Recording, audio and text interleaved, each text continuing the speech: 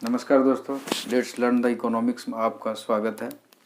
आज का जो टॉपिक है प्रोडक्शन फंक्शन का जो है सेकेंड टॉपिक है, पार्ट 2 है और हम चाहेंगे इसमें जो है आपका टॉपिक जो है समाप्त हो जाए।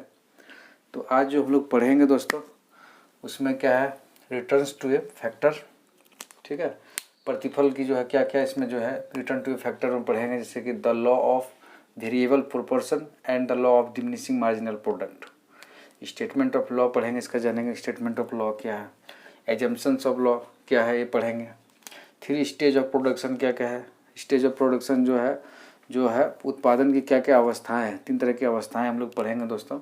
Stage of increasing returns, stage of diminishing returns and stage of negative returns, 3 तरह की अवस्थाएं पढ़ेंगे दोस्तों।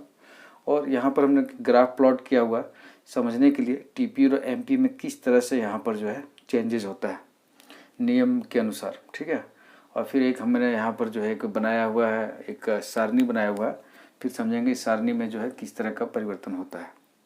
तो हम लोग शुरू करते हैं दोस्तों बिना लेट किए हुए। प्रोडक्शन फंक्शन में जो है हम लोगों ने ऑलरेडी पढ़ा था कि जैसे कि यहाँ पर क्या है कि जो अल्पकालीन समय में क्या होता है कि जब हम लोग साधन को जब हम प्रयोग करेंगे, ठीक है, साधन को उपयोग करेंगे तो क्या होगा, परिवर्तनशील जो चीज़ें हैं साधन है उसको अगर हम प्रयोग करेंगे तो हमारा जो उत्पादन में क्या होगा, वृद्धि होगा। और साथ ही साथ इसमें क्या कहते देखें, जो अल्पकाल में जो हम लोग पढ़े थे, शॉर्ट टर्म वाला जो पढ़े थे, शॉर्ट टर्म पीरियड में, इसमें क्या होता है कि जो स्थिर जो साधन है वो तो स्थिर ही रहता है, वो चेंज नहीं होता है। बट क्या है, जो इसमें जैसे श्रमिक को हमने एक उदाहरण के तौर पर लिया था, इसमें जब हम लोग परिवर्तन करेंगे यहाँ पर तो किस तरह से उत्पादन में वृद्धि होता है। ठीक है, अगर श्रमिक बढ़ाते जाएंगे फिर उत्पादन बढ़ेगा, घटते दर से बढ़ता है। फिर अगर श्रमिक और बढ़ाएंगे तो एक समय ऐसा आएगा जब वो हमारा उत्पादन जो है घटने लगता है, नेगेटिव होने लगता है। ठीक है दोस्तों, उसी तरह से हमने सीमांत उत्पाद भी पढ़ा था। सीमांत उत्पाद क्या है, वो स्लोप ऑफ टीपी है, हम लोग ऑलरेडी पढ़े थे पिछले क्लास में। ठीक है, और इनका जो ग्राफिकल क्या कैरेक्टरिस्टिक्स था हमने इसके ऊपर भी चर्चा किए थे लास्ट क्लास में। तो दोस्तों यहाँ पर क्या है, तो जो यहाँ पर रिटर्न टू ए फैक्टर में जो हम लोग पढ़ेंगे the law of variable proportion, मतलब वेरिएबल प्रोपोर्शन मतलब हो गया हिंदी में परिवर्ती अनुपात का नियम। क्या है इनका नियम, इनका नियम ये बोलता है कि अगर हम जो है, ठीक है, परिवर्ती जो हमारे साथ जो आगत है, परिवर्ती आगत जैसे श्रमिक हो गया, ठीक है, अगर इसको हम लोग बढ़ाएंगे और जो साधन हमारा जो स्थिर साधन है उसको तो स्थिर रखेंगे, जैसे कि ज़मीन हो गया, ठीक है, भूमि हो गया, तो जब बढ़ाएंगे तो क्या होगा, तो उत्पादन क्या होगा हमारा, बढ़ेगा। ठीक है, बढ़ेगा, लेकिन कितना बढ़ेगा, बढ़ाते जाएंगे, लेकिन क्या होगा, एक समय आने के बाद क्या हुआ है, वो घटता जाएगा। ठीक है, तो इसी को हम लोग बोलेंगे the law of variable proportion. ठीक है, मतलब ये हुआ कि परिवर्ती जो हमारी चीज़ें हैं, परिवर्ती मतलब श्रमिक हो गया, ठीक है, जब हम लोग बढ़ाएंगे उसको तो क्या होगा, एक समय के बाद जो है वो प्रोडक्शन में जो है कमी आना शुरू होगा। यही है लॉ ऑफ वेरिएबल प्रोपोर्शन। इसमें अलग अलग स्टेज है प्रोडक्शन का, वो हम लोग आगे पढ़ेंगे इसके आगे। और law of diminishing marginal product में क्या है दोस्त, सीमांत उत्पाद का जो है, मतलब ह्रासमान सीमांत उत्पाद का नियम उसको बोलते हैं।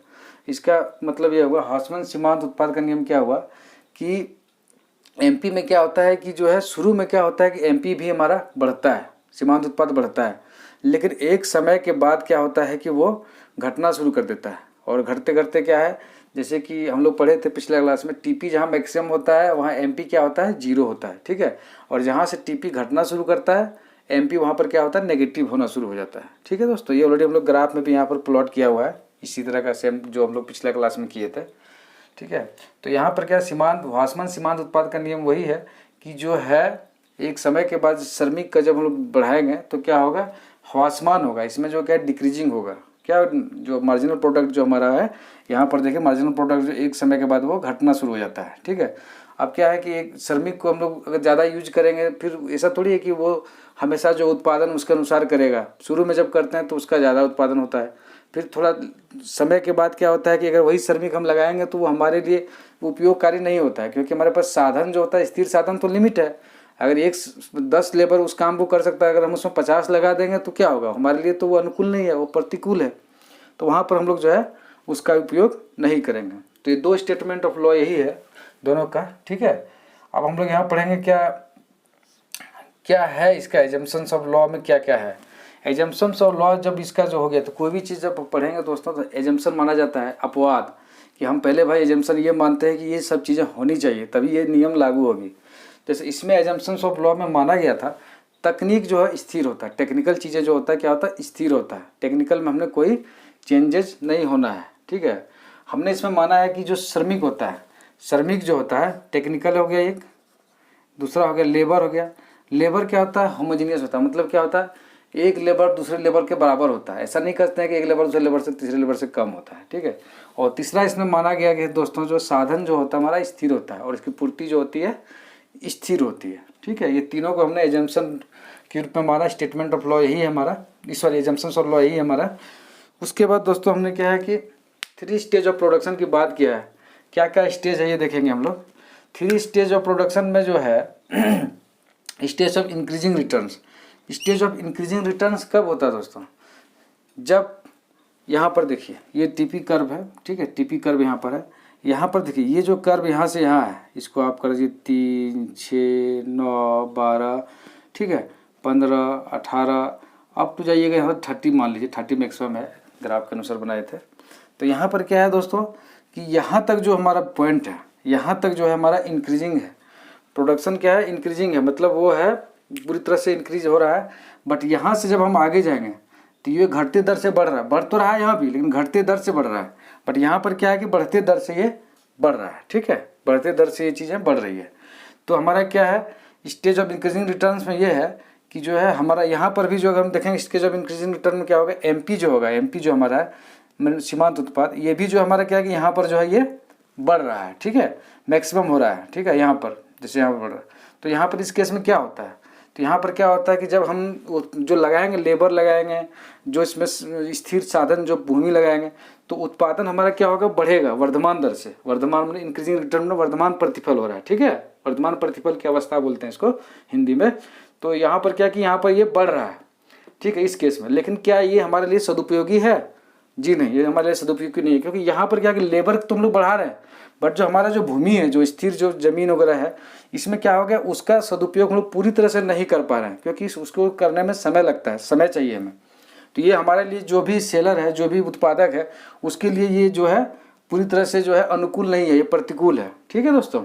तो ये तो यहाँ पर इसका कारण क्या है, इसका अगर हम कारण जानना चलेंगे कि यहाँ पर इसका कारण क्या है कि भैया जो है ये जो हमारा जो है अधिक हो रहा है यहाँ पर, इसका कारण ये है दोस्तों कि एक तो हमारा जो है कि जो हमारा जो श्रमिक है ना, श्रमिक जो है ज़्यादा इफेक्टिव है, श्रमिक जो है यहाँ पर ज़्यादा इफेक्टिव हो रहा है, ठीक है।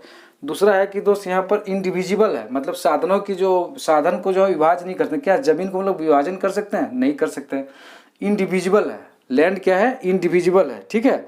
और तीसरा क्या है दोस्त, यहाँ पर अगर हम लोग पढ़ेंगे स्पेशल जो लेबर का हम लोग डिवीजन कर सकते हैं, अलग अलग लेबर, जैसे कोई टेक्नीशियन है, कोई क्या सुपरवाइजर है, कोई मैनेजर है ना, सबका अपना अपना रोल है। तो अपने अनुसार जो है दोस्तों यहाँ पर कारण से जो है ये ज़्यादा इफेक्टिव होता है, ठीक है, इस अवस्था में इसका कारण यही है। दूसरा अवस्था जब देखेंगे दोस्तों, दूसरा अवस्था क्या है, stage of diminishing return. Stage of diminishing return क्या है, ये इस रिटर्न में क्या होता है कि यहाँ पर क्या होता है कि जो घटते दर से बढ़ रहा है, बढ़ तो रहा है लेकिन क्या हो रहा है, ये घटते दर से बढ़ रहा है यहाँ तक मैक्सिमम तक, ठीक है, इसीलिए बोलेंगे स्टेज ऑफ डिमिनिशिंग रिटर्न। और यहाँ पर जो हमारा जो होगा आपका एमपी जो होगा, एमपी क्या होगा यहाँ पर घटेगा, एमपी यहाँ से क्या होगा घटना चालू होगा, ठीक है, घट के जो है यहाँ पर 0 पे आ जाएगा। जब मैक्सिमम टीपी होगा यहाँ पर एमपी 0 होगा। तो इस अवस्था को बोलेंगे डिमिनिशिंग रिटर्न, बोलेंगे स्टेज ऑफ डिमिनिशिंग रिटर्न। और ये सबसे अनुकूलन अवस्था होता है उत्पादक के लिए। आप पूछिएगा क्यों होता है उत्पादक के लिए, क्योंकि यहाँ पर जो है हम लोग जो है जो भी भूमि है, साधन जो स्थिर साधन है, उसका हम लोग पूरी तरह से उपयोग कर रहे हैं यहाँ पर, ठीक है। और जैसे कि लेबर का हम लोग का यूज हो रहा है, लेबर का जो प्रॉपर यूज हो रहा है, ज़मीन का प्रॉपर यूज हो रहा है, और हमें यहाँ पर ऑप्टिमम जो इसका प्रोडक्शन लेवल है ये हमें यहाँ पर जो है मिल रहा है, ठीक है। तो हमारे लिए ये जो है सबसे अनुकूल अवस्था है। तीसरा अवस्था जो है दोस्तों, अब ये कहिएगा इनका जो अवस्था का 2 कारण इसका मेन है, ठीक है, इष्टतम उपयोग हो रहा है और साधन के मध्य जो है पूर्ण प्रतिस्थापन की अनुपस्थिति है। इसमें जो है 2 कारण है, एक तो हो गया दोस्तों कि पूर्ण लेबर का उपयोग कर रहे हैं, जमीन का भी उपयोग कर रहे हैं, और दूसरा के प्रतिस्थापन जो है इसमें जो स्थिर साधन है उसका हम लोग प्रतिस्थापन जो सब्स्टिट्यूट अवेलेबल नहीं है, ठीक है दोस्तों। तीसरा अवस्था जो है दोस्तों यहाँ पर जो है ये है हमारा रिटर्न है, ठीक है, स्टेज ऑफ नेगेटिव रिटर्न है। तो स्टेज ऑफ नेगेटिव रिटर्न क्या होगा, जो टीपी जो हमारा जो है कुल उत्पाद घटेगा और यहाँ पर एमपी जो है यहाँ से नेगेटिव दर से और घटेगा, ठीक है। तो ये अवस्था हमारे लिए हानिकारक है, इसीलिए हानिकारक है। अब एक ज़मीन में 10 आदमी जो कर सकता है, खेती कर सकता है, अगर उसमें 50 लगा देंगे तो वो हमारे लिए बिल्कुल वो नहीं होगा, अति यूज हो जाएगा मतलब उसका। तो अति हमें नहीं करना है, ठीक है। तो ये हमारे लिए हानिकारक है इस अवस्था में, ठीक है। तो ये अवस्था हम लोग चूज नहीं करते, हमेशा ये चूज करते हैं, सेकेंड स्टेज में चूज करते हैं। हमने दोस्तों यहाँ पर एक हमने इसमें कई सारे आपका न्यूमेरिकल होंगे, तो न्यूमेरिकल बनाने के लिए आपको जो है दोस्तों एक हमने यहाँ पर एक सारणी इसमें बनाया है। इसमें आप ये समझ पाएंगे, देखिए यहाँ पर देखिए टीपी क्या है 4, 10, 18, यहाँ पर किस तरह से बढ़ रहा है, देखिए बढ़ते दर से बढ़ रहा है ना यहाँ पर 4, 10, 18। और एमपी भी इसका देखिए 4, 6, 8, 4, 6, 8 जो है दोस्तों यहाँ पर बढ़ रहा है, ठीक है। 4, 6, 8 इस जगह पर यहाँ पर जो है इसका मैक्सिमम हो रहा है। और फिर देखिए यहाँ पर डिमिनिशिंग रिटर्न पूछेगा कौन सा है भैया, तो डिमिनिशिंग में 4, 6, 2, 0, 4, 6, 2, 0 यहाँ पर जब आ जाएगा 0 तो हमारा हो जाएगा डिमिनिशिंग रिटर्न हो जाएगा, ठीक है। और यहाँ पर जो होगा दोस्तों नेगेटिव रिटर्न इसीलिए होगा क्योंकि देखिए यहाँ पर 30 से 28 हो जा रहा है, 30 से 28 यहाँ घट के हो जाएगा।